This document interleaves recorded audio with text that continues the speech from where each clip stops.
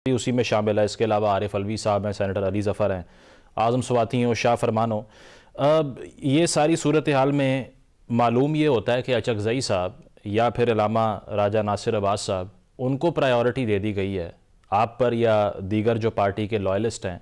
क्या इम्पैक्ट आएगा इसका, और आपको लगता है कि ये एक टिल्ट है इस बात की तरफ कि मफाहमत की अब ऑप्शन बची नहीं है, इसलिए उन लोगों को लेकर आए हैं जो रेजिस्ट कर सकते हैं? बहुत शुक्रिया मुज़म्मिल साहब। बिस्मिल्लाहिर्रहमानिर्रहीम। अल्लाहुम्मा सल्लि अला मुहम्मद व अला आलि मोहम्मद।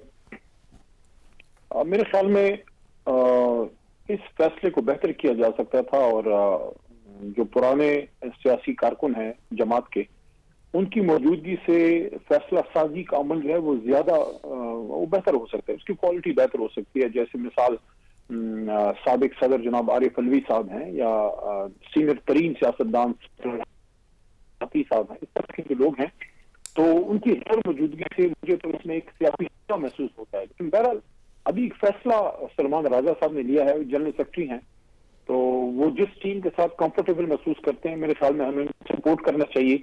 मकसद कमेटी नहीं है, मकसद किसी एक शख्स का अंदर या बाहर होना नहीं, मकसद ये है कि इमरान खान साहब की और हमारे बाकी जो सीनियर तरीन अकाबरीन हैं उनकी रिहाई हो और ये जमात वापस जो है उस तरह परफॉर्म करना शुरू करे जिसका एक सेंट्रल सिस्टम हो, जिस तरह होता था, जिसका एक चेयरमैन वर्किंग उसका पूरा एक निजाम हो, उसके दफातर, उसका मरकजी दफ्तर, उसका पूरा एक जो अंदर पार्टी की एस्टैब्लिशमेंट होती है वो वर्किंग ऑर्डर में आ जाए।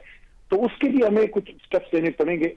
अब अगर उन्होंने ये फैसला किया है, मेरे ख्याल में हम उनको सपोर्ट करते हैं, देखते हैं, गुड विशेस विद देम।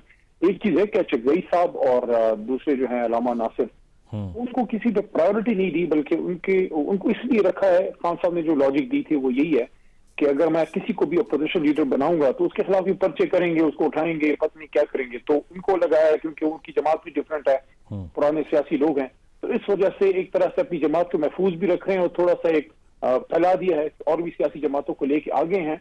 अब ये जो पॉलिटिकल कमेटी बनी है ये कोई परमानेंट ऐसा नहीं है मेरे ख्याल में। ये तो ऐसी एक तहरीक इस वक्त एक ऐसी सिचुएशन में दाखिल हो गई है जहाँ इमरान खान साहब की रिहाई हो, एक बार खान साहब बाहर आते हैं, उसके बाद उनकी फिर मर्जी है किसको किसमें रखते हैं किसको नहीं रखते हैं। लेकिन अली साहब, ये आपने कहा ना कि उनको प्रायोरिटी नहीं दी गई। कोहाट जलसे में भी तकारीर हुई कि अगर तहरीक चलानी है पीटीआई को तो फिर उसका ऐलान भी अचकज़ई साहब या अल्लामा नासिर साहब कर सकते हैं। दोनों पीटीआई से इनका ताल्लुक नहीं है, तो वर्कर तो आपसे रिलेट करता है, मेजॉरिटी आपकी है, स्ट्रीट पावर आपके पास है। अचकज़ई साहब के पास या अल्लामा साहब के पास तो कोई स्ट्रीट पावर नहीं है, तो वो क्यों ये कॉल देंगे और इससे वर्कर पे कोई इफेक्ट नहीं आएगा जो कि आपसे रिलेट करता है, उनसे नहीं करता?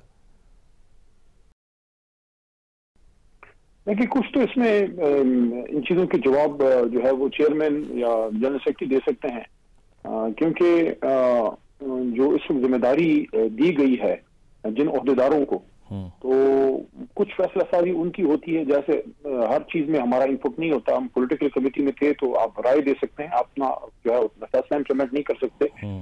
मैं शरियार खान अफरीदी जैसे लोग या शौकत सफदई जो पुराने लोग हैं, या इवन फॉर दैट मैटर आज़म स्वाति साहब या जो बाहर बैठे जुल्फे बुखारी हैं, कोई मशवरा देगा तो मशवरा देंगे। लेकिन अगर आपके पास कोई इंतजामी ओहदा नहीं है, आप जनरल सेक्रेटरी नहीं है, आप चेयरमैन नहीं है, अपोजिशन लीडर नहीं है, या आपको कोई और जिम्मेदारी नहीं दी, तो फिर आप फैसला नहीं कर सकते। इसलिए फैसले के लिए उनकी तरफ देखना लेकिन, लेकिन अली साहब, पार्टी में फैसला साजी के लिए उन्होंने हमने इत्तेहादियों को जिम्मेदारी दी है और जो चेयरमैन है या जनरल सेक्रेटरी हैं उनको जिम्मेदारी दी है। हमसे तो मैक्सिमम सपोर्ट चाहिए, हम सपोर्ट देंगे इंशाल्लाह। और मैं नहीं समझता कि कोई भी तहरीक इंसाफ का लीडर इस वक्त जो मौजूद है वो नहीं चाहेगा। नहीं, हमने तो ये सुना है अली साहब, हमने ये सुना है कि जनरल सेक्रेटरी साहब तो खुद इलेक्टेड आदमी नहीं है। पार्टी में ये सेंटिमेंट पाया जाता है कि जो इलेक्टेड लोग हैं, जो पार्लिमानी पॉलिटिक्स करना चाहते हैं, स्पेस रिक्लेम करना चाहते हैं, प्रायोरिटी तो उनको ही देनी चाहिए। तो ये राय है पार्टी के अंदर कि सलमान राजा साहब का ये तमाम फैसलों का करना कोई इतना मुनासिब मामला नहीं है? नहीं, तो मुनासिब नहीं है कि मैं अपनी जनरल सेक्रेटरी पे इस तरह कोई बार बैठ के कमेंट करूं। पार्टी के अंदर हम अपनी राय देते हैं, लेकिन उनको नामजद जनाब इमरान खान साहब ने किया है। तो मैं ये समझता हूँ कि अगर मैं हूँ या फॉर दैट मैटर कोई भी शख्स है, उसको अगर इस फैसले पे कोई रिजर्वेशन है तो उसको तो फिर खान साहब से बात करनी चाहिए। लेकिन जब तक खान साहब ने उनको जनरल सेक्रेटरी बनाया है, मैं चूंकि तंजीमी आदमी हूँ, हमेशा पार्टी की तंजीम के तहत चलता हूँ, मेरे ख्याल में अपनी रिजर्वेशन आप पार्टी के अंदर रखें। जिस चीज पर इख्तिलाफ हो मैं खुल के करता हूँ, राजा साहब के सामने भी बात सारी चीजें मैं रख देता हूँ, गौर साहब के सामने, खान साहब जब होते उनके सामने भी रखता था। लेकिन जब पार्टी ने एक फैसला ले लिया, एक शख्स को जनरल सेक्रेटरी लगा दिया, उसको अपोजिशन लीडर किसी को लगा दिया, तो फिर आपका की जिम्मेदारी बनती है उसको आप सपोर्ट करें। मैं दोबारा ये कह रहा हूँ कि ये एक हंगामी सूरत हाल है, एक इमरजेंसी मेजर्स हैं। जब पार्टी वापस अपनी न्यू नॉर्म पे आएगी, इमरान खान साहब बाहर आएंगे, उसके बाद मैं समझता हूँ कि इमरान खान साहब ने खुद मेरे सामने ये बात की थी 16 फरवरी 2024 को, पिछले साल इलेक्शन के बाद। उन्होंने कहा था कि जब मैं बाहर आऊंगा इस पार्टी में हम एक प्रॉपर बड़ा इंट्रा पार्टी इलेक्शन दोबारा करेंगे। तो जब जो आपकी बात है ना कि इलेक्टेड, तो यस, मैं आपके सामने अगर बैठा हूं तो मैं एक जमहूरी प्रोसेस की पैदावार हूं। MNA तो एक अलहदा बात है जो मैं MNA हूं, लेकिन 2013 में जब मुझे पहली बार टिकट मिला था तो खान साहब मुझे जाती तौर पर नहीं जानते थे। मर्दान से जिली सदर का इलेक्शन मुझे टिकट मिला था, वो कारकुनान की तरफ से थ्रू इलेक्टोरल प्रोसेस आया था। तो yes, you are right, electoral process होना चाहिए। लेकिन इस वक्त जब इमरान खान जेल में है और सूरत हाल बड़ी खराब है, दिगरगू है, इस वक्त तो पार्टी नहीं, इसमें लेकिन ज्यादा इन्हिसार तो अब वर्कर पर ही होगा ना, ताकि वो प्रेशराइज कर सके, मोबिलाइजेशन हो। तो एक पॉइंट ऑफ कंसर्न ये भी है कि एक तासुर पाया जाता है कि अब जो वर्कर है वो एग्जॉस्ट हो चुका है। अता तारड़ साहब भी कह रहे हैं कि PTI का वोटर अब मायूस होकर घर बैठ गया है, और पेशावर जलसे में टर्नआउट कम होने की वजह से हमने ये भी सुना कि शो कॉज नोटिस गए हैं कि आप लोग क्यों नहीं लेकर आए। तो जो आपकी स्ट्रेंथ थी अब पार्लियामान में तो आपसे ले ली गई, स्ट्रीट पावर पे भी इफेक्ट आ गया। मैं तो जो इंफॉर्मेशन मिनिस्टर साहब है उनकी बात से मैं नहीं एग्री करता। हमारी स्ट्रीट पावर की बजाय वो अपने वोट को इज़्ज़तों पे बयानी की फिक्र करें, जिस पे लोगों ने उनको सर पे रखा था, पलकों पे बैठाया था मुस्लिम लीग नून को। हमारी हुकूमत, इमरान खान बतौर वजीर आजम, हमारे दौर में डस्का का इलेक्शन आपको याद होगा, बड़े बड़े क्राउड्स पुल किए थे मोहतरमा मरियम नवाज साहिबा ने। क्या वो कर सकती हैं? क्या हो गया तारड़ साहब, कहाँ गलती हो गई? कुछ तो गलत हुआ है। और वो क्राउड पुल, देखिए इमरान खान एक क्राउड पुल तो थे, हैं एक बड़े लीडर हैं, लेकिन इस बात को करने में कोई अमर माने मुझे नहीं है कि 2021 के एंड में जब हमारी हुकूमत के आखिरी अयाम थे, आखिरी महीने 2, 3, 4 चल रहे थे, तो पॉपुलैरिटी ग्राफ जो है वो नहीं था जो आज है। क्यों ऐसा हुआ? क्योंकि हमने एक अवामी लाइन ली। इसके बाद इमरान खान साहब से लोग जुड़ते गए, क्योंकि वो प्रो डेमोक्रेसी लाइन ले रहे थे, वो एंटी एस्टैब्लिशमेंट आप उसको कह सकते हैं या उसको प्रो कॉन्स्टिट्यूशन कह लें। तो तारड़ साहब, आपकी जमात को क्या हो गया? मियां साहब की वोट को इज़्ज़तों का बयानिया कहाँ चला गया? जहां तक आपका दूसरा वो नुक्ता है कि पेशावर जलसा, उस पर मैं कहूंगा कि जलसा बेहतर था, और भी बेहतर हो सकता था, लेकिन जरूरी नहीं है कि आप शो कॉज नोटिस दें। ये सियासी जमात है, इसमें वॉलंटियर्स होते हैं, कारकुन को कोई तनख्वाह नहीं देता, वो प्यार से मोहब्बत से काम करे तो वो और ज्यादा जोर लगाता है। और मैंने इमरान खान को हमेशा देखा एक चीज, और सिर्फ इमरान खान साहब नहीं, जितने भी बड़े लीडर होते हैं जो नजरियाती होते हैं, आप उनसे एग्री करें ना करें, लेकिन वो अपने लोगों को डंडे से या गुस्से से नहीं, वो प्यार से उनको एक जज्बा उनमें उभारते हैं। लोगों को वैसे ही दिल करता है कि इमरान खान को देखने जाएं, उनकी बातें सुनने जाएं। इस वजह से देखो, कारकुन को क्या है अपना, मुजामिल साहब, कारकुन में टिकट लेना है, कारकुन लेने नहीं बनना है।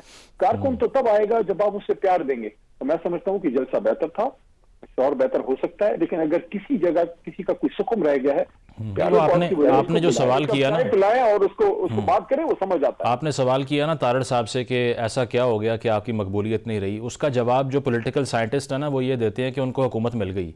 जिसको भी इस मुल्क में इस मुआशी सूरत हाल के हवाले से हुकूमत मिलेगी वो गैर मकबूल हो जाएगा। ऑपोजिशन पॉलिटिक्स का दौर आ चुका है जी।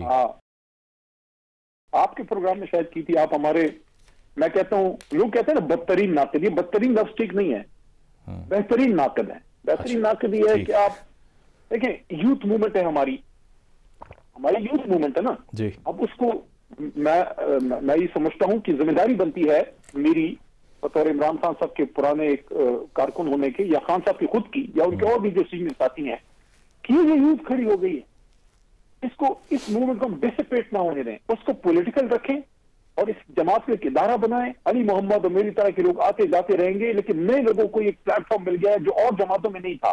तो इसको हमने मौरूसी नहीं बनाना, इसको हमने शख्सी नहीं बनाना, इसको हमने नजरियाती रखना है, इसको हमने एक टारगेट ओरिएंटेड रखा है कि यूथ को एक होप मिले। हमने जो सुकम है, जो गलतियां जो आप भी अक्सर उसका जिक्र करते रहते हैं, तो बेहतरीन दोस्त कौन होता है? बेहतरीन आपका नाक़िद वो होता है जो आईने में आपको आपकी कमजोरियां, तो ठीक है खान साहब जब निकलेंगे हम इसमें एक इंट्रा पार्टी इलेक्शन करेंगे, हम कोशिश करेंगे कि बेहतर अकाउंटेबिलिटी लेके आए, लेकिन उसका हल ये नहीं है कि इमरान खान को जेल में डाल दो, इस पार्टी को खत्म कर दो, बैन कर दो। ये आप इमरान खान से या पीटीआई से नहीं, उस करोड़ों यूथ से जुल्म कर रहे हैं जिनको न नून में न पीपल्स पार्टी में होप नजर नहीं आती। पाकिस्तान की खातिर वो इमरान खान से जुड़ते हैं। इमरान खान से किसी की रिश्तेदारी थोड़ी है, उनको लगता है कि इमरान खान या Tehreek Insaf can do good for Pakistan. तो हासिल वसूल गुफ्तगू का ये है। अच्छा, ये जो तीनों बड़ी जमातें हैं, पीपल्स पार्टी देखिए कितना बड़ा उनका अच्छा एक स्लोगन था, रोटी कपड़ा मकान, मजदूर की जमात थी, किसान की जमात थी, या मुस्लिम लीग नून अपने आप को पाकिस्तान की बानी जमात कहती है ना, कि ये वो तो नहीं है जो ऑल इंडिया मुस्लिम लीग थी, पैरा वो लेगेसी को कहते हैं हम कैरी कर रहे हैं। तो एक अच्छी सोच उनकी भी थी, लेकिन क्या गलत हो गया, इन तीनों बड़ी जमातों को पावर पॉलिटिक्स में इधर उधर देख के गेट नंबर 4, 6, 7 की बजाय अवाम के आंगन से पावर में आओ, आप परफॉर्मेंस दो, परफॉर्मेंस बेस्ड आप गवर्नमेंट्स करो, मुकाबला करो। जैसे अभी सूरत हाल है, मरियम बीबी है, उधर वो हैं अपना मुराद साहब हैं, उधर बुक्ती साहब हैं, इधर सुहेल खान है, इनमें परफॉर्मेंस का मुकाबला होना चाहिए, अवाम फैसला करे। ठीक, अच्छा ये कब वो दिन आएगा पाकिस्तान में जब हम मुहराती साजिशों की बजाय परफॉर्मेंस की बुनियाद पे जो है वो आगे बढ़े। ये मैं तो देखिए मैं एम ए प्रोफेशनल, मैं वकील हूं, मैं सिविल इंजीनियर हूं, मैं जब पॉलिटिक्स में आया, मैं एक बात में थोड़ा सा मैं आज इस पे बोलना चाहता हूं, सिर्फ आधा मिनट। 2013 में मैं एमए नहीं बना, बैकग्राउंड लॉ का था, लेकिन बेसिकली वो साइंस का है, तो हम सारी चीजें प्रिपेयर करके जाते थे। अदालत में आप बगैर प्रिपरेशन के जा सकते हैं, या एज एन इंजीनियर आप जा सकते हैं किसी एग्जाम में, ऐसी चीज में। मैं टॉक शोज में बाकायदा प्रिपरेशन करके आता था, असेंबली में जब जाता था, मौलाना फजल रहमान साहब, अच्छा वही साहब उस जमाने में थे, बाकी सीनियर क़यादत थी, और उनके नोट्स में लेता था। फिर आहिस्ता आहिस्ता मैंने देखा कि यहाँ तो किसी प्रिपरेशन की जरूरत ही नहीं है, यहाँ तो प्रिपेयर होके आता ही नहीं है, ना कोई शेडो गवर्नमेंट्स है, ना कोई रिजल्ट। बजट स्पीच में लोग जज्बाती, बजट स्पीच में तू मैं यार बजट है, आप अपनी सजेशंस दो, परफॉर्मेंस की तरफ आइए। आपने परफॉर्मेंस की बात की ना, गेट नंबर 4 को जरा उस आपने परफॉर्मेंस की बात की ना, मसला तो 1 पॉइंट एजेंडा का है ना पख्तूनख्वा के अंदर, फौज में रहना है। अच्छा, फौज को भी एहसास होना चाहिए कि ये तीनों बड़ी जमातें तीनों ही मुहब्बत वतन है। बात परफॉर्मेंस की है, बात ये ना कि एक को नजदीक करे। ठीक है, आपने अली साहब परफॉर्मेंस का जिक्र किया ना, अब मसला तो 1 पॉइंट एजेंडा का है ना। जब पेशावर जलसे की तकरीर में हम ये सुनते हैं कि आज़ादी या मौत, तो मुझे तो वो सिक्योरिटी काउंसिल में ना ची गवेरा ने आकर यही 2 अल्फाज कहे थे, और दूसरा भगत सिंह साहब ने भी यही नारा लगाया था ब्रिटिश गवर्नमेंट के खिलाफ। तो ये सीएम साहब की तकरीर समझें या कोई रेवोल्यूशनरी, कोई गुरीला वॉरफेयर शुरू होने लगा है, मतलब क्या है इसका? चे गुवेरा की आपने बात की तो इसलिए मैं मुस्कुराया। बस माजी में बहुत से लोग ऐसे गुजरे हैं जिन्होंने एक बहुत बड़ी बड़ी मूवमेंट्स खड़ी की हैं। सिर्फ चे गुवेरा नहीं थे, फिदल कास्ट्रो भी थे उनके साथ, वो एक और लेफ्ट की मूवमेंट थी। लेकिन मैं समझता हूं कि सुहेल नौजवान है और इस पार्टी की एक नर्सरी से वो आगे बढ़े। मुराद सईद के साथ उन्होंने काम किया है। वैसे रात मुराद को ख्वाब में देखा, दुआ है मेरी उनकी सेहत बेहतर हो, छोटे भाई की तरह, और मेरा उसका बड़ा साथ रहा है, बड़ा मैं उसको मिस करता हूँ। तो सुहेल की देखें, मैं आपको एक बात बताऊं मुजम्मिल साहब, सुहेल किसी बहुत बड़े बाप का बेटा, ये नहीं इज्जतदार फैमिली है, लेकिन यह नहीं है कि बड़े मल्टी बिलियनियर थे या कोई बहुत बड़ी ऐसी लेगेसी है। आप जैसे मिडिल क्लास के लोग या हमारे मुल्क में जो एंकर्स हैं, उनको तो ऐसे बच्चों की, ऐसे नौजवानों को सपोर्ट करना चाहिए। यार ये कोई बड़े सियासी लेगेसी का नहीं है, बहुत बड़ा पैसे वाला नहीं है, मिडिल क्लास पढ़ा लिखा बच्चा जो है वो नर्सरी से होते होते अब वो सीएम बन गया। It's a success story, whatever may be the reason.